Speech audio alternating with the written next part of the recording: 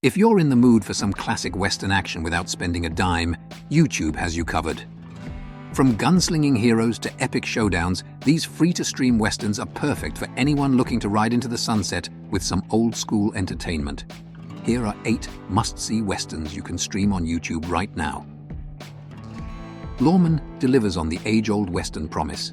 If you're going to uphold the law, do it with a steely glare and a loaded gun. Burt Lancaster plays the title character, a no-nonsense marshal who walks into town with a list and a vendetta. Directed by Michael Winner, this film offers a gritty, unapologetic look at justice in the Old West, where sometimes the line between hero and villain is drawn in blood. And while it wasn't the biggest hit of 1971, it's still remembered as a brutally honest Western that doesn't shy away from the tough questions.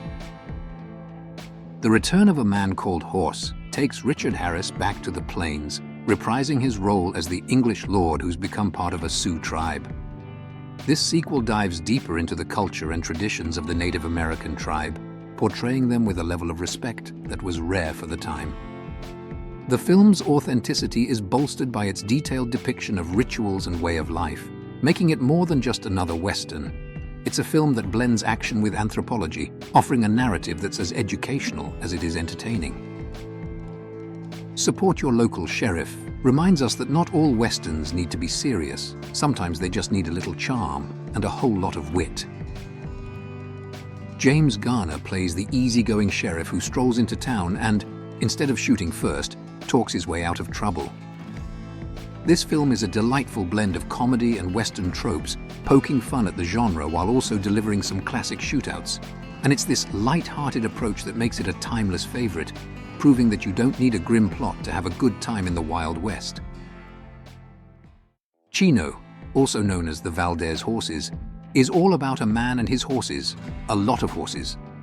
Charles Bronson stars as Chino Valdez, a half-Native American loner who's as tough as the desert he calls home. This film dives into the life of a solitary man struggling against a society that doesn't want him, with Bronson delivering one of his most understated performances. Though not widely recognized, Chino stands out for its heartfelt portrayal of the cowboy life, complete with breathtaking scenery and a plot that rides on quiet strength rather than high drama. Across the Great Divide isn't just another Western.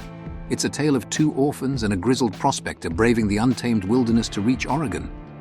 Along the way, they dodge danger, discover friendship, and prove that the West wasn't all gunfights and saloon brawls. Sometimes, it was just about surviving the journey.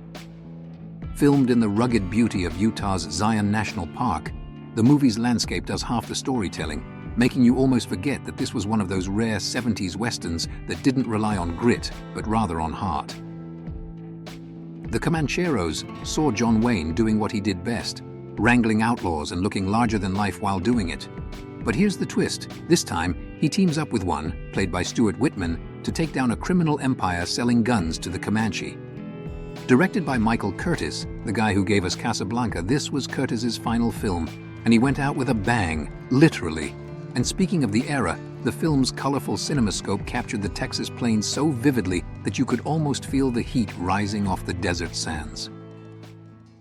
My Name is Nobody brought something fresh to the spaghetti Western genre, a blend of comedy and classic gunslinger drama that only the Italians could pull off.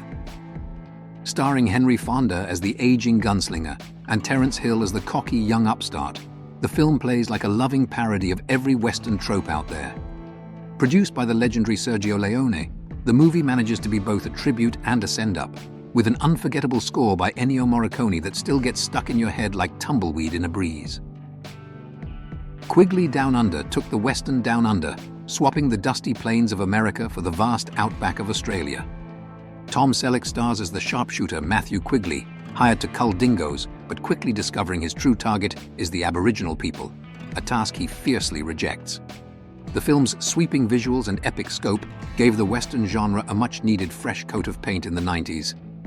Alan Rickman's villainous turn as the tyrannical landowner gave us one of the most memorable baddies outside of a Die Hard movie.